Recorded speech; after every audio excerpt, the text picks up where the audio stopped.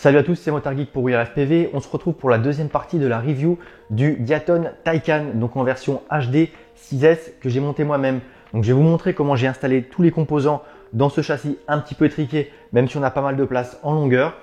Ce ne sera pas un montage en live comme d'habitude, donc je vous mettrai quelques photos pour illustrer mes propos et on se retrouve ensuite pour le Maiden.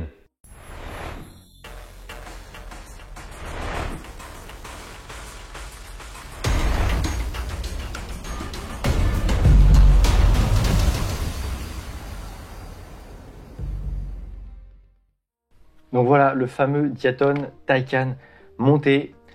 Alors je vais pas le démonter parce que c'est pas spécialement facile, c'est assez étriqué, j'ai mis les riselants, tout est fixé. Mais j'ai pris des photos durant tout le montage et au fur et à mesure que je vais vous expliquer, je vous mettrai des photos en surimpression pour que vous puissiez comprendre comment j'ai procédé.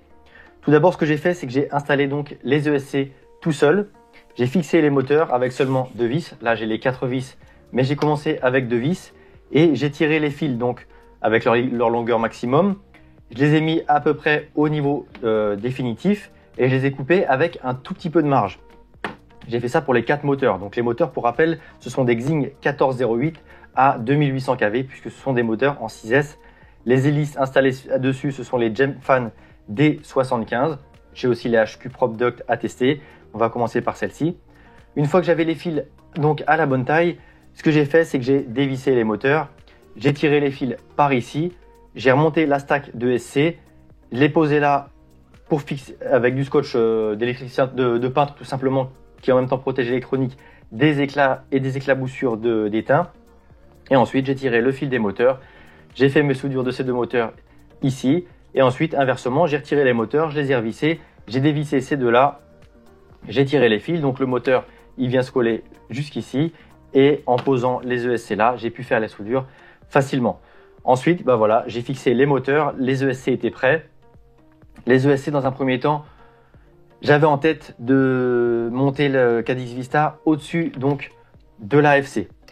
J'ai réussi entre guillemets cette prouesse donc en mettant des vis M2 de 2 cm, donc 20 mm, avec un écrou juste derrière, au-dessus de la bottom pour bien fixer la vis.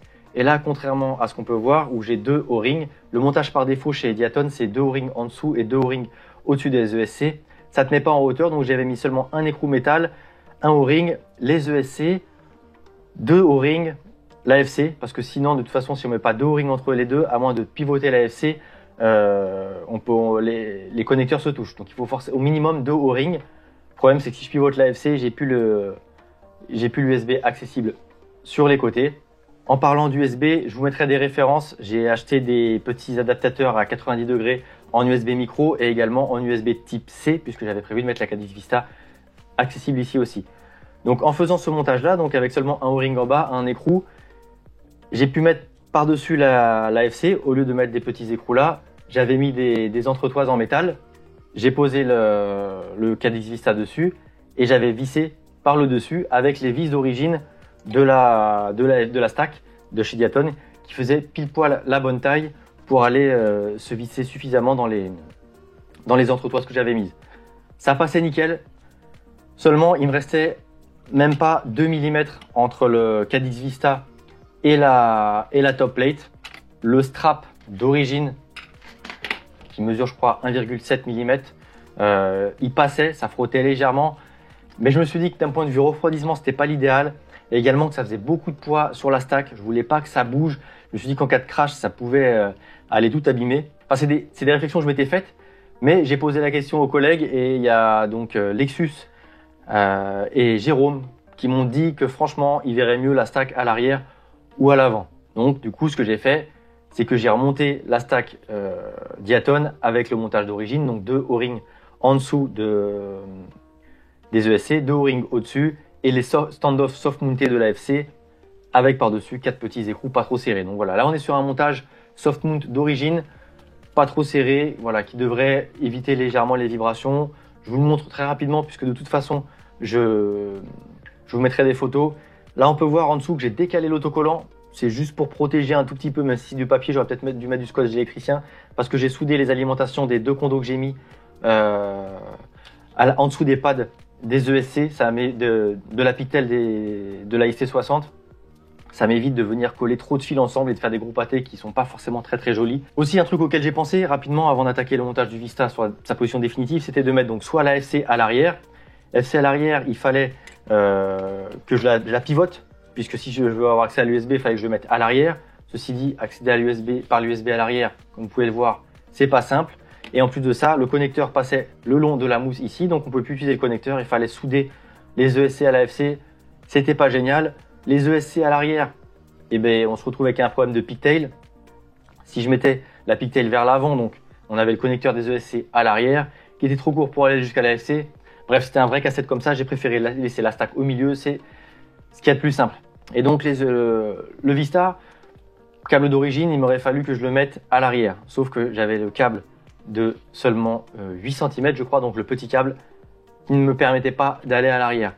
Et quand bien même, je me dis que ça n'aurait pas été pratique pour l'antenne Immortality, qui aurait été trop courte. Également pour mon buzzer, lui, j'aurais pu le mettre facilement à l'avant.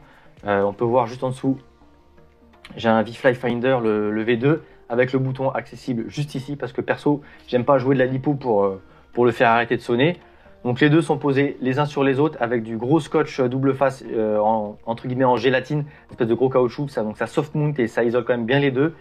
Et comme ça a un peu tendance à chauffer, pour pas que ça se décolle, j'ai quand même rajouté un petit riselant en sécurité. Voilà, donc ça c'est pour l'arrière. Immortality taille d'origine, 2 condos. J'ai encore oublié la capacité, je crois que ce sont des 680. Ouais, c'est ça, ce sont des 680 parce que sinon c'est des 470 d'origine. Il y avait la place, ça fait un peu lourd, j'en ai mis 2 avec des fils pas trop longs pour pas perdre trop d'efficacité. Et comme je vous le disais, ils viennent se mettre sous la pigtail, sous les pattes de la pigtail XC60. Comme ça me permet de répartir un petit peu les soudures. Ensuite, qu'est-ce qu'on a de... Bon, c'est très simple, je vous ferai un petit schéma sur le blog quand même. Mais donc, sur la gauche, ici par rapport à la FC, j'ai le Crossfire avec le jaune, le blanc, le noir et le rouge. Donc c'est RX, TX, la lime.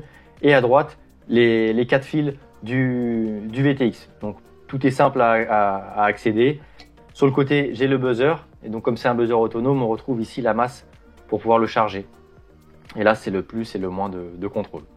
Donc ça, c'est simple. Sur la FC, c'est tout ce que j'ai soudé. C'est vraiment super simple à faire.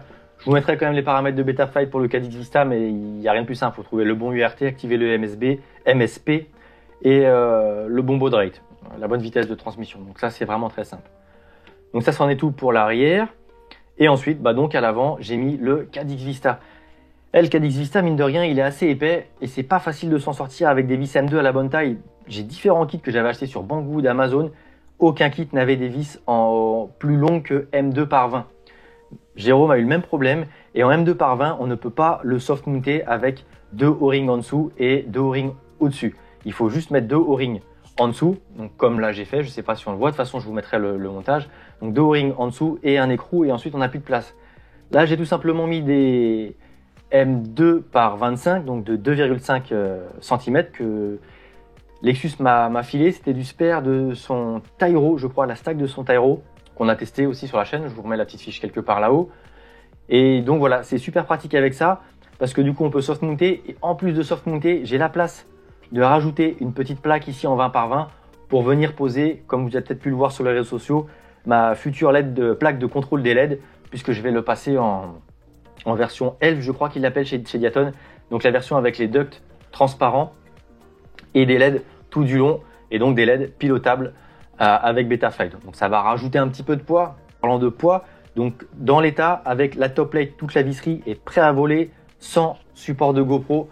En termes de support de GoPro, donc j'ai prévu un support de GoPro Hero 5 session classique qui se visse avec 2 vis à l'avant et qui se clipse dans la top plate. Voilà, tout simplement comme ça.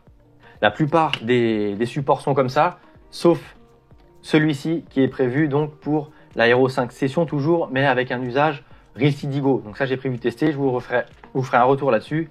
Et également, lorsque j'aurai un peu confiance et que j'aurai pas trop peur de la casser, un support pour ma Hero 8 modélisé par un membre du forum Honte à moi, dont j'ai oublié le nom. En même temps, il y en a tellement et tellement de discussions en ce moment que c'est compliqué.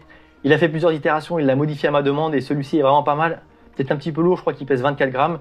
Mais quand même, il a été ajouré pour gagner du poids. On a le petit acronyme WeAreFPV dessus. Voilà, c'est un support plutôt sympa. Donc n'hésitez pas à aller jeter un œil à la rubrique impression 3D du forum WeAreFPV. Donc ça, c'en est tout pour le poids. Et donc je vous parlais des LED. Donc comme je vous le disais, j'ai commandé sur Banggood les LED à 16 €. C'est un petit kit qui peut être sympa et donc ça va venir être fixé là-dessus. Pareil, j'ai déjà fait un montage à blanc, donc je vais sans la LED board, mais il y aura la place. Je vais vous mettre une petite photo de quand j'ai mis la plaque ici en 20 par 20, plaque en carbone en plus, sur laquelle j'ai posé les LED. Donc voilà, la seule problématique de ce montage, j'ai envie de dire, c'est que pour mettre à jour le Caddx Vista, il faut enlever donc la top plate. La top plate, c'est pas bien compliqué. On a 8 vis. Le plus chiant, c'est, hop, elles sont juste là puisque je viens de le démonter, les petites ici entretoises qui viennent se mettre entre la entre guillemets top plate des ducts et l'autre top plate pour que ça s'aligne ici avec le camera mount. Camera mount, ah oui, j'en ai pas parlé dans la première vidéo. Autre chose dont j'ai pas parlé, dont j'avais un doute dans la première vidéo, c'est bien du plastique moulé hein, par injection. C'est pas de l'impression 3D les ducts. Ça me paraissait bizarre, mais j'ai cherché entre temps. Les caméras plate, elles font 1,5 mm. La caméra DJI, elle est plus grosse que les micro-caméras standards en analogique. Ça rentrait pas. Pas de kit de conversion accessible facilement en achat en ligne. Du coup, j'y ai passé un petit coup. On voit, c'est légèrement poncé. Ici, on le voit un peu mieux. J'ai commencé à poncer avec du gros grain. Je me suis dit 0,5 mm de chaque côté, ça va aller vite. Non, c'est pas facile sur le carbone. Avec des gants et un masque en pleine période de Covid, ça évite de respirer le carbone qui est pas bon. Du coup, j'ai fini en fait à la Dremel. Donc c'est vraiment pas lisse, vraiment pas propre, mais ça se voit pas une fois monté et ça reste solide. Je pense pas le casser, mais dès que je trouverai, j'achèterai le kit de montage du DJI FPV HD. Donc si vous l'achetez nul le châssis, j'ai pas vu d'option, en tout cas pas chez Banggood. Les shops français, j'ai pas fait attention et sur Diaton directement, je sais pas. Quoi qu'il en soit, en conclusion, ça a été un montage sympa. La frame est quand même bien faite. Évidemment, c'est pas facile avec les ducts et la mousse d'aller accéder à tout là-dedans. On peut faire son montage sans avoir tout ça. J'avais pas envie de le démonter dans un premier temps. En tout cas, il y a un vrai boulevard là-dedans parce que vous pouvez le voir. Une stack ici, une stack ici. En hauteur, il reste quand même pas mal de place. On peut même remettre ici une petite plaque pour installer quelque chose sur la AFC. À l'arrière, j'ai quand même le gros buzzer, bon, le petit RXSR et 2 condos. Sachant que j'aurais pu en mettre des encore plus gros si j'avais voulu. Je pense que même on peut se débrouiller pour les fixer ici si on veut en mettre des plus gros. Donc voilà, c'est un châssis qui m'a vraiment plu. Il a décollé très rapidement dans mon jardin en 6S. Voilà, il va rester à aller faire le Maiden. Et du coup, je vous mettrai les images juste après. En parlant de Maiden, et j'avais l'antenne en main, j'ai oublié aussi de vous parler. Ce petit cordon, il fait 10 cm et c'est très limite. J'espère qu'en cas de crash, si ça vient tirer, que ça ne va pas venir l'arracher. Parce que j'ai fait la boulette. J'avais un câble de 15 cm acheté chez Banggood, alors pas d'aussi bonne qualité que ce câble-là blindé, mais au moins de la bonne longueur. Je vous mettrai une photo aussi, je l'avais monté. Mais en voulant remettre ce petit clip ici de sécurisation de l'UFL, donc ça je trouve ça très bien. J'ai voulu m'y prendre tout simplement avec un petit outil, c'était un tournevis plat de petite taille. J'ai appuyé, j'ai ripé et j'ai arraché l'antenne. Pas de bol, donc j'avais que ça en spare pour le mettre, et déjà tout de bol quand même que ça puisse monter en termes de taille.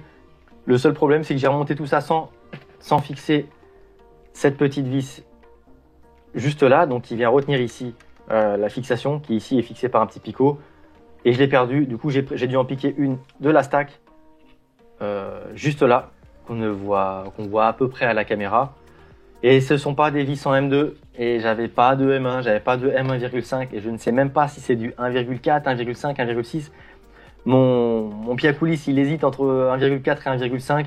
J'ai pas trouvé de kit avec ce type de vis sur les différents shops, que ce soit Amazon ou Banggood ou même les shops français. En dehors des shops spécialisés dans les vis qui sont généralement assez chers en termes de prix de vis et de livraison. Par contre, ce que je pourrais faire, c'est vous mettre une référence sur Amazon en livraison rapide sur des vis en M2 par 25. Ça peut toujours servir, surtout sur le Caddx Vista, et surtout si vous voulez le monter comme ça en soft mounté, et également profiter d'un étage supérieur. Le soft mount, c'est pas tant pour les vibrations, et encore que ça peut peut-être aider. Je me dis qu'en cas de crash, ça peut aider.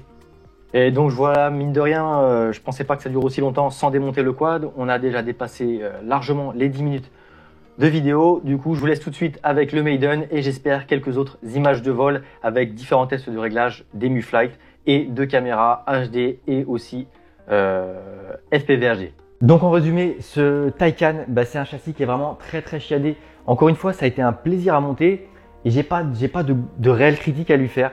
Je trouve que c'est un châssis qui est bien pensé, qui est bien fait. Le côté du bus qu'on peut ouvrir sans enlever les ducts, c'est très pratique. Voilà, en plus de ça, je trouve qu'il a une bonne gueule. Alors là, forcément, il est un petit peu sale. Et comme vous pouvez le voir, il a déjà pris pas mal de pètes. Tout simplement parce que les maiden que je vais vous mettre tout de suite après, j'ai dit bien les maiden, il y en a eu 2, ne se sont pas très bien passés. Premier maiden, j'arrive sur le terrain avec les potes, je le pose, je mets la lipo, j'arme, il y avait un moteur qui tournait pas. Alors que pourtant, je l'avais fait décoller très rapidement dans mon jardin, parce qu'il faisait un raflux pas possible et je voulais pas emmerder les voisins et que ça avait l'air d'aller.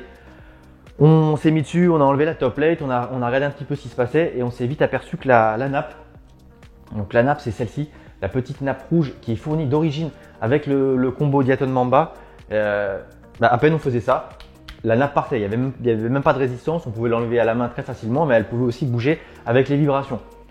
On a essayé de la sécuriser sur place comme on pouvait et au bout de quelques vols et plusieurs crashs, quand c'est pas un moteur qui s'arrêtait, c'est carrément l'AFC qui se déconnectait.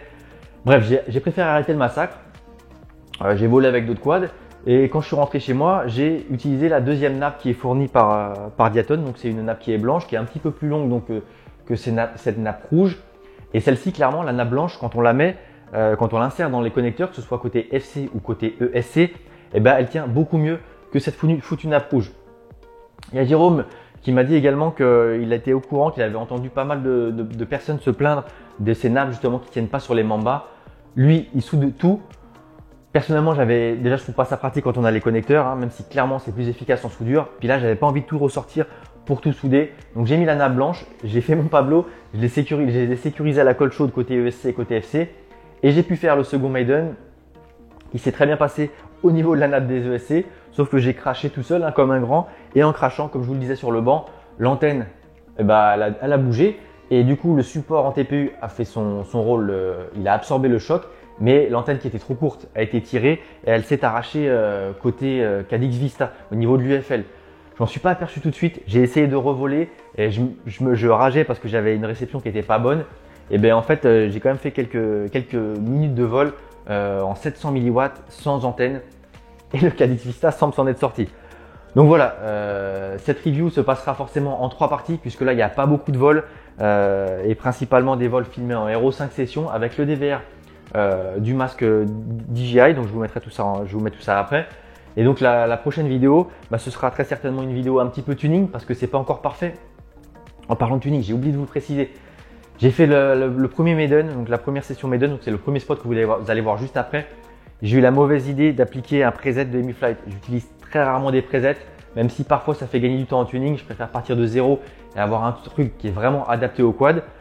Là, il y avait un preset Cinewoop 3 pouces. 4S, ça aurait dû me mettre la puce à l'oreille vu que je suis en 6S. J'ai quand même voulu l'essayer. En vol, moi, ça m'a pas choqué. À vue non plus, personne sur le terrain ne s'est dit tiens, il fait un bruit bizarre, il vole bizarrement. Vous allez le voir aussi, je vais vous mettre une petite vidéo filmée à l'extérieur de comment vole le quad. Dans les lunettes non plus, je m'en suis pas rendu compte, mais à la HD, ça vibre un peu et c'est pas génial. Du coup, le deuxième maiden, donc le deuxième spot de la vidéo que vous allez voir juste après, je me suis remis en Hemi-Flight full stock. Donc là, vraiment, on est sur du Hemi-Flight full stock.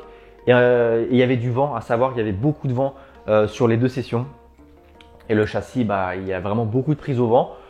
C'était pas horrible, mais ça volait pas super bien non plus. Au niveau des sticks, c'était pas mal, mais au niveau du rendu de la GoPro Hero 5 Session, c'était pas top. Donc les prochaines vidéos, puisqu'il y en aura plusieurs autres, on fera des essais donc, de tuning et également des essais avec le support que je vous ai montré sur le banc de Hero 5 Session pour Ilsi Go. Et quand j'aurai un peu plus confiance, j'y mettrai ma Hero 8 Session pour faire d'autres tests avec RSGO, mais également des tests en hyper smooth.